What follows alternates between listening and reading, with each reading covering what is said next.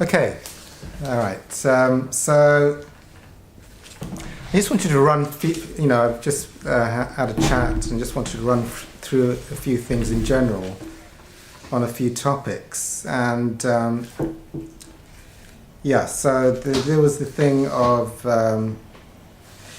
this, a lot of spiritual seekers have this question around money and work, which is absolutely a very common question. And as you start to do spiritual work, a lot of people are, I share from my experience, before I got into spirituality, I was actually, my primary addiction, I had a few addictions, my primary addiction was actually food addiction.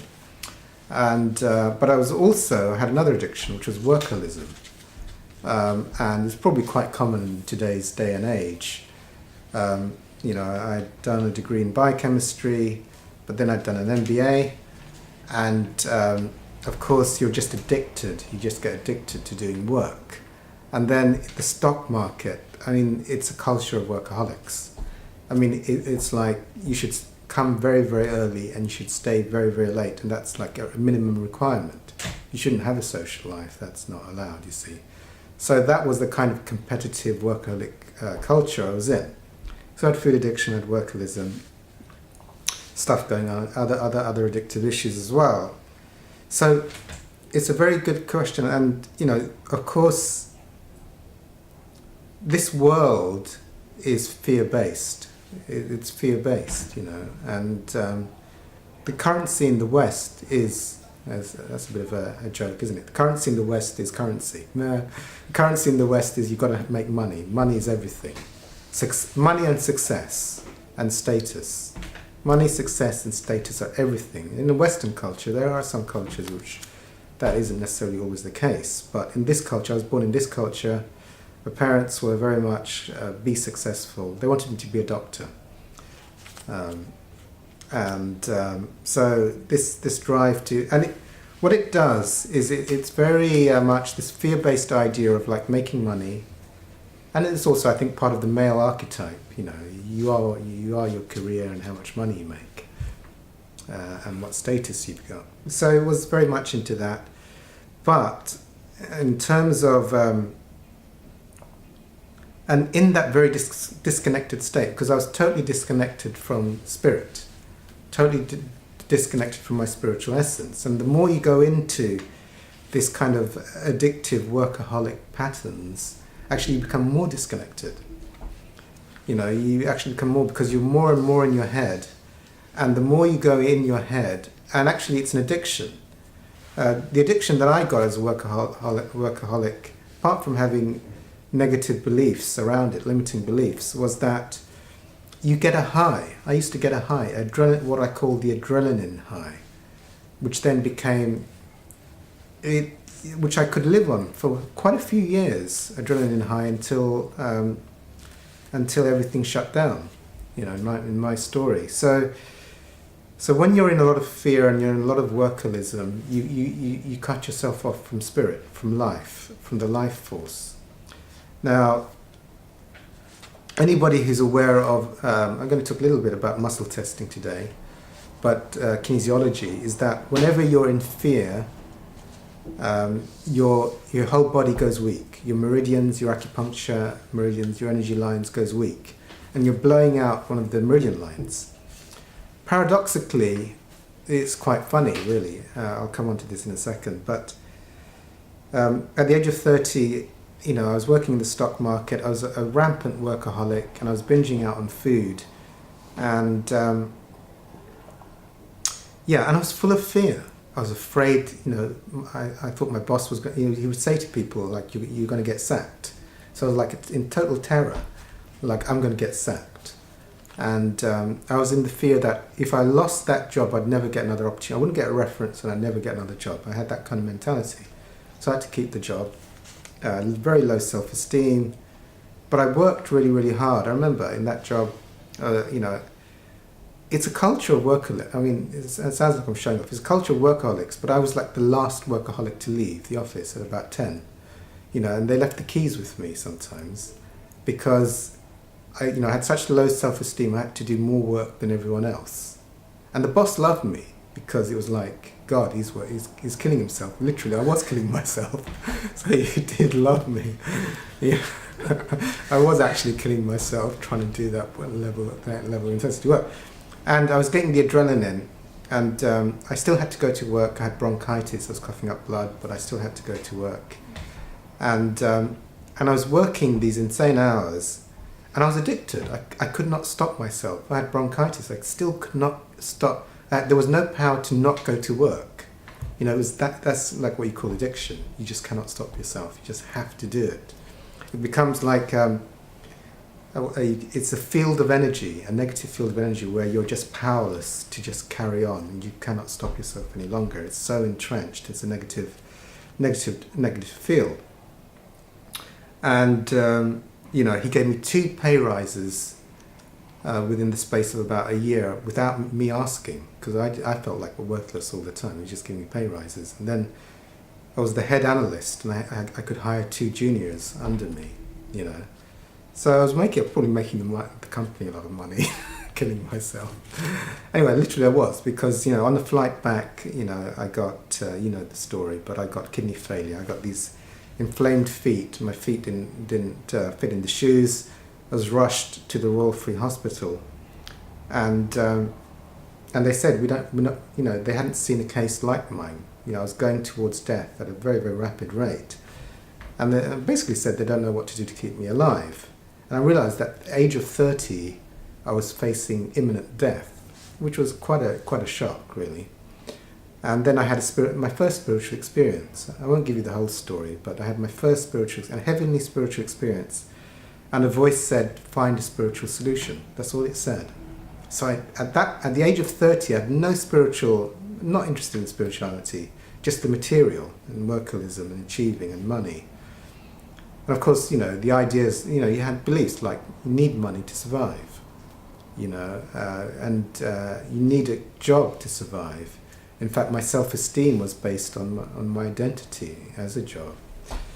I was facing death. Anyway, eventually I had kidney failure. They did save me, but I had kidney failure and I had to go on a machine 8 hours a day eventually.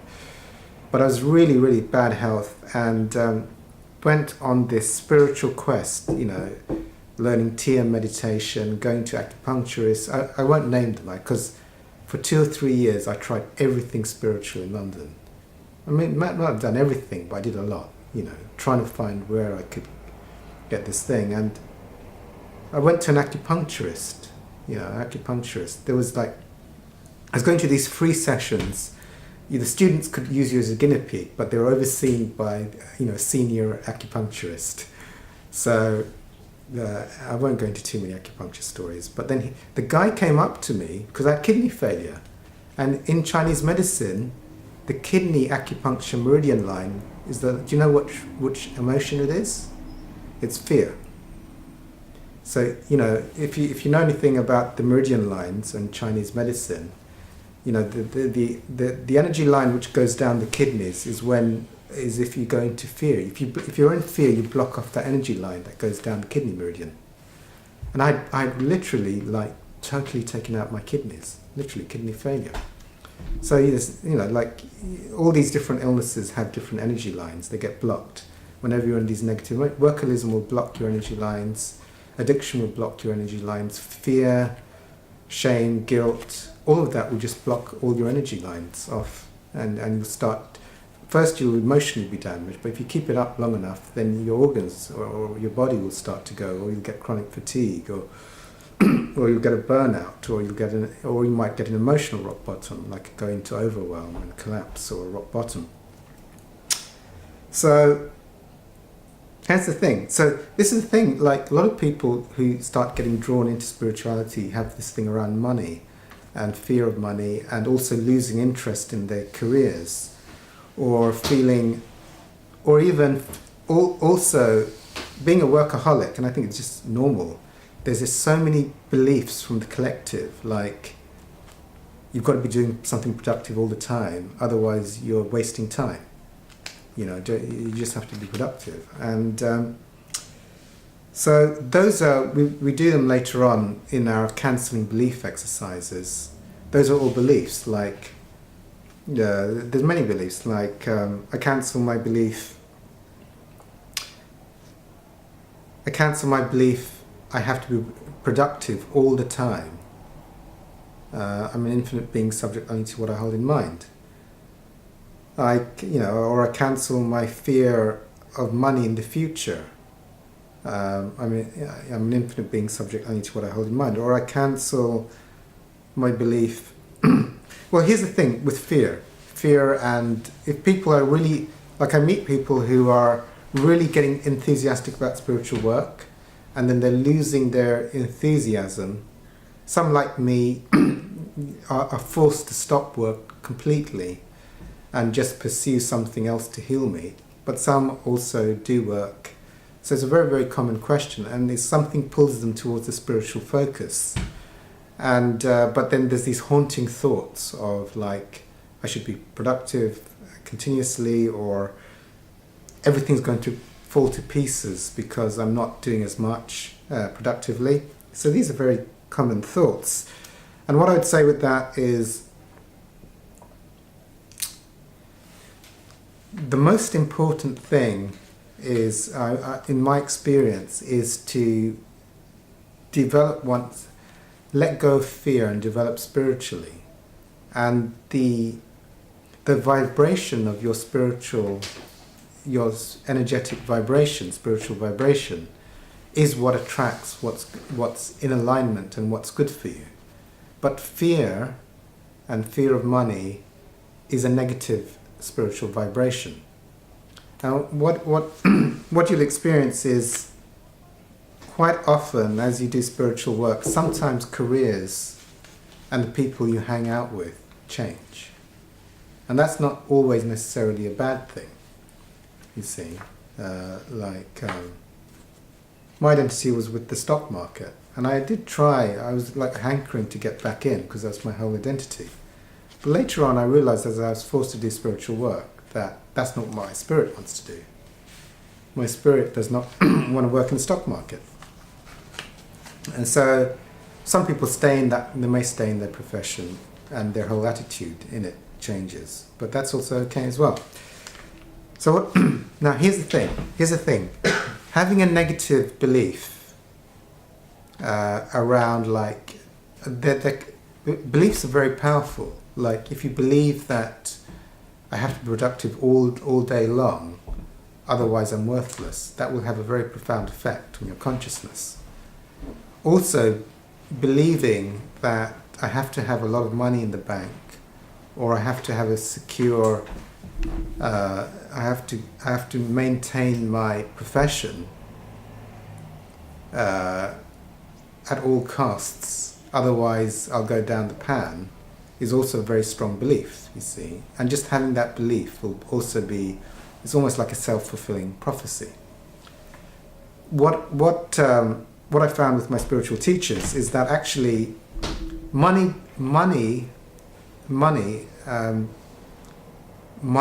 is not the source of security in this world. In fact, it's your energy vibration. Your energy vibration, the higher your energy vibration on your consciousness level, the more the universe will look after you and make sure everything is fine. Having lots of money and being at a low level of spiritual consciousness, actually, that doesn't guarantee anything. In fact, it's likely to lead to there's bad choices, there's bad careers, everything goes wrong at a low vibration. As you get to the higher vibrations, you live in a different world, depending on how high you go. There's this innate trust, and when this innate trust comes in and you're in spiritual alignment, then it's like magically the universe will always take care of your needs. It always will. You don't have to worry about it. And that has been my experience as well. In fact, you'll find that everything is provided when you're in alignment with your soul, with your spirit. You're doing it. Like the universe supports you. I'll give you guys an example. When I was coming off benefits because I was getting so well in terms of money, like immediately I was in terror. Like, where's the money going to come from? What can I do? I haven't been in work for a long time. And then And I was going around looking for jobs. I was thinking of like going to this local Tesco to be a cashier or something. I couldn't do it. I just couldn't take anything high pressure. It had to be something. And then my father said, look, you can run the family business. So that was one thing. And then, but I knew that wasn't my spiritual calling. My spiritual calling, I knew it was like given to me, the thing, like the universe wanted me to write a book. So, and I had bad grammar and stuff like that. And immediately, like, I met a couple of people who offered to support me in that, you see. So everything just gets magically, you always have enough money to live on. So it's not, money doesn't, it's not the money that saves you, it's your spiritual consciousness level. And then everything, and then your alignment. And money may come, for different people in different ways. If you're really spiritually aligned, money will come from very strange angles, but it will come. And all your needs will be provided and you'll be happy. But it's very common for the fear of letting things go and trusting is a big thing. Because a lot of this represents identity, security. Now, of course, if you're in alignment with a high vibration, it will take care of you. But if you're not in alignment with a high vibration, because the vibration takes care of you. But if you let things go and your vibration is the same level, it still will not mean that the universe will take care of you. Okay? So, I hope that was useful. And, okay, so a lot of things were like fear and overwhelm.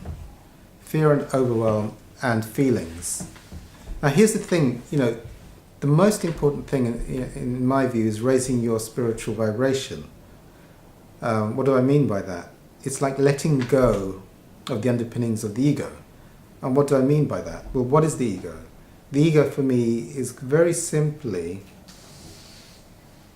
I like to make it simple. So the ego is made of two components. This is maybe not 100% accurate, but suppressed feelings, backlog of feelings, and belief systems. That's the way to make it simple. Now, everybody comes in with a certain amount of suppressed feelings and beliefs. And on a simplistic level, it's a bit more complicated than this. On a simplistic level, if you felt out all the feelings that you were avoiding feeling until there were none left, and you let go of every single belief system you've been imprinted with since birth, then you'd be enlightened. You'd be in the eternal now. You'd be one of the enlightened teachers. So that's very simple, you see. And your consciousness level is just in a relationship to how much of the stuff you've let go, how much of the suppressed feelings, and how many of the limiting beliefs you've released. And, Hawkins has done a scale on it through kinesiology. And actually, that's what is actually the source of survival in this universe, is actually that spiritual connection. Like how you feel, how you trust, how the universe supports you, how money comes to you, how joy springs from your soul.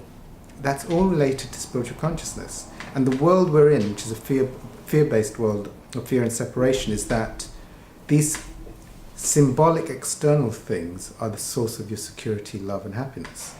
Like money in the bank account or your job title, or whether that person likes you or not, whatever it is, you see. So that's the source of your security. And as you go down in consciousness, if you have too many suppressed feelings, or if you're in addiction, or if you're a workaholic and you have too many limiting dark thoughts, then you go down towards the bottom, and the world you see is totally different, and the universe doesn't support you. You're actually destroying your body at the same time as being attracted to people, places and situations which are negative. Careers which are bad for you, work patterns which are bad for you. You're attracted to friends who are bad for you. Like if you were an alcoholic, you'd probably have alcoholic friends, you see. And people at certain levels like gossiping all the time. Did you hear what thing did with that? So all that gossiping going on. So it's like, metaphorically, it's like at the lower levels of consciousness, you're in the sea with the fish that live at that level, you see. And at the bottom, it's all kind of like sharks and sharks, and I always think of it, as metaphorically, like you have in those dark, murky waters, you have that fish with that little bobby thing, the white bobby thing. Do you guys know what I'm talking about? It lives in the thing, and just puts this white bobby in the darkness, and all the little fishy come and go, look, there's a nice little tasty white bobby thing. So it's basically predator and prey down there, and it's very, very dark. So that's like you've got too many suppressed feelings and too much thinking going on and too much addiction going on. And then you go up to these higher levels. At a certain level, you might get different types, nicer fish, and then you're attracted to nicer fish, and you're not doing the employment. Like employment at the dark levels is probably like, how to kill and subterfuge. Probably that's probably what you get trained in, and how to entice naive fish in and sort of murder them, sort of thing. So as you get up, you get nicer fish, which are more productive, and then you go up, and then you get the angel fish. See at the top, you become an angel. So that's what it's like as you let go of this dark stuff. So this is really important as people start being attracted to spiritual work. Is that these two core assets, which we'll be working on today, but one of them is like allow your feelings and feel your feelings, and don't run away from your feelings anymore. And people get all kinds of huge feelings coming up when they do the reverse of being in their head and trying to be busy in their life and busy in their work or busy with relationships to avoid their feelings. A lot of feelings can come up when you start pursuing proper spiritual work. That's actually a brilliant sign. Let's say we had a workaholic. If I was speaking to a workaholic, it's very easy to release, because workaholism is an addiction to be doing and being productive non-stop, and one's whole identity, and one can't stop doing it. It's an addiction. So if I had a workaholic with me, I'd say, this is how you bring up all your feelings. It's like, you're not allowed to work for the next week. No working for the next week. That's your bottom line. You're just not allowed to. And you just got to sit in your chair and do nothing and feel your feelings. That's how you clear out your like huge addictive pull to just be working, you see. And every minute you're just feeling out. And it'll come out as a wave. It'll come out in groups of waves. So eventually there'll be like so much agitation and fear and overwhelm. You've got to be doing some work. Your head will be going, but you sit with the feeling and don't try and label it. Don't put any labels or thoughts on what it is, and just allow it to be. And then it'll be extremely uncomfortable, and then after a while it'll start to peter out, and then go to it, and then you can do a little bit of stuff, and then later on, if it comes back up again, this need to do work, you sit down and just feel it out. So that's the one thing, and you keep feeling, and as one of my teachers said, it's finite. If you kept feeling it out, at a certain point there won't be the compulsion, there won't be the need, because you've felt out the backlog. Now that's one component, and we'll be doing hopefully later on today another component, which is letting go of the belief systems, the fear-based or limiting belief systems that you've had around it. And Hawkins mentions, I cancel my belief that I have to be productive to get my self-esteem, for example. I'm an infinite being subject only to what I hold in mind. Or lesson 14 of the Course in Miracles, God did not create workaholism. It's not real. God did not create the need for productivity for survival, so it's not real. You just have to cancel these ideas, because as long as you're attached to them being a belief system, they can bring back, self-perpetuate. You want to be feeling out all the feelings and letting go of the thoughts which underpin that. And when they're all gone, the thoughts, then you'll be at a higher level of consciousness. And the level of consciousness, this has been my experience, will bring everything to you. It brings money to you, it brings the right career, it brings things. Also, the level of consciousness will bring relationships and friends to you.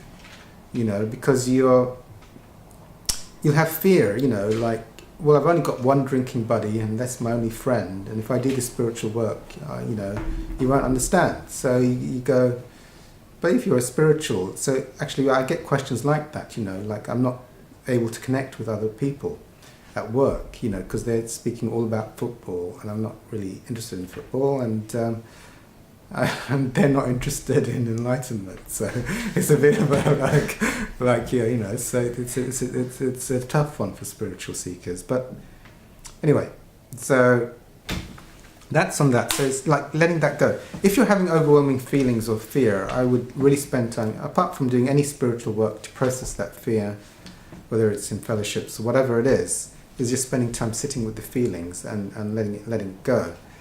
Because every minute, for me, it's like, as I let go of all of these things which I've been doing for many, many years now, it's like you go to these higher levels where you've like felt out huge banks of fear and guilt and shame and workaholism.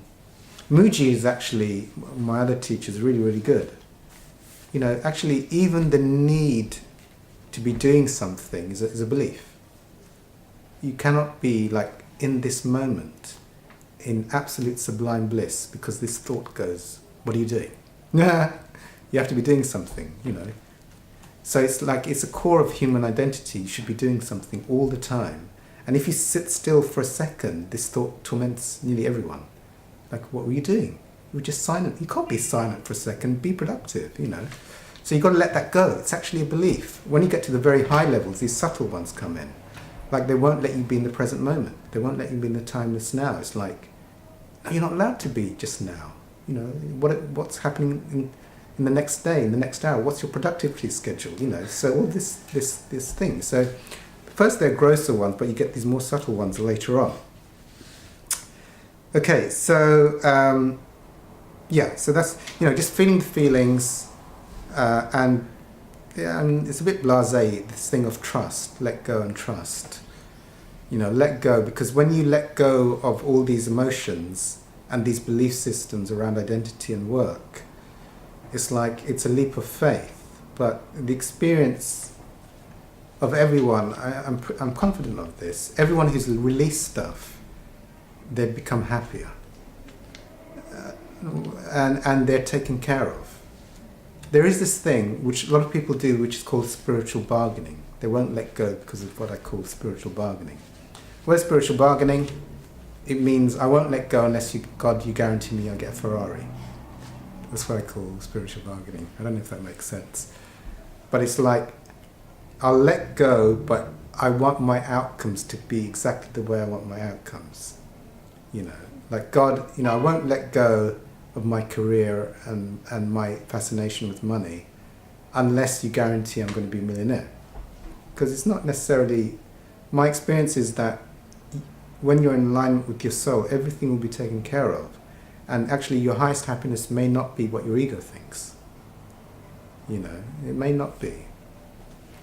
Okay, so what about if you're into spiritual work, and what about making friends and romantic relationships and stuff like that? I personally, in terms, I think, if I met a girl and all she could talk about was football, and that's the only thing I could talk to her about, or if I was working in a place where just the girls were talking about football non-stop, my thing wouldn't be like to try and learn football and sort of get a girlfriend or even socialise with them. Or even if it's the lads. I had that actually when I was working in the stock. I was actually a food addict. I was not an alcoholic. And the English culture is like, go to the pub afterwards. Everyone goes to the pub. And I would make my excuse so I could go to the restaurant, the binge restaurant, you see. Because they wanted to have alcohol together and get drunk. I didn't want to have alcohol together and drunk. So I did have to extricate for myself so I could have my food. But no, nowadays I have spiritual friends, people I feel in resonance with. And I can still talk. Now, a question came up, how do you talk to people who have no spiritual interest whatsoever? It's not a problem.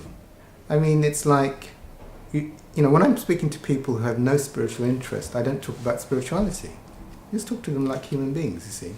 Or some people find it very difficult. I said, it's like speaking to babies. When you speak to a 5-year-old, you don't speak neuroscience, you see. So this is like neuroscience to some people. So you just don't say it. You say you speak the language of the person you're speaking to. You see, so it's not that, you know, if they're like, you have to speak to them in the language they understand. So I can switch very effortlessly. So if I'm speaking, you know, if I was like at university, which I'm not any longer, I'd say like, you know, when I was studying biochemistry, I'd say like, what do you think of Professor blah blah and his views on neuroscience, you know, and I'll have a chat with them that. I wouldn't ask them like, what do you think about enlightenment, you know, because it wouldn't have resonance. Or what else? Yeah, you know, I worked in my father's B&B. I'd say, welcome, this is the room, anything I can help you with. I didn't try and make friends with them on like an enlightenment basis, like, do you want to see this YouTube video with my enlightened teacher? It just doesn't come, didn't happen. So, but it's not like I forced myself to stick around those circles, you know, like I'd go to spiritual groups, or if I wanted to make friends, there's lots of ways to meet friends that are doing the same, have the same interests and stuff. I'm quite you know, as you do spiritual work, you want people, you gravitate. In fact, you can't be, like if someone's like drunk every day and gossiping every day, I can't be around that person non-stop, you know, maybe in small doses, because your energetic vibration won't support just being around that energy vibe for too long. So you just, with your peers, I would just speak the language of your peers, and sometimes you can make friends in a non-spiritual way with peers. But then, if you're really a spiritual seeker, you probably want to have a few spiritual friends as well, and probably that will happen naturally. Otherwise, I've had, you know, you can get people who feel really cut off and they can't speak to anybody around that stuff. Yeah,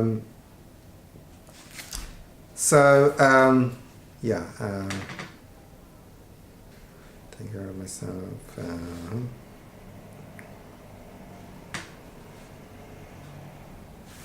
Okay, all right. So, okay. Oh, is there something here after? Oh, yes. Oh. I won't go into the afterlife right now. Maybe fear of not having enough in the future.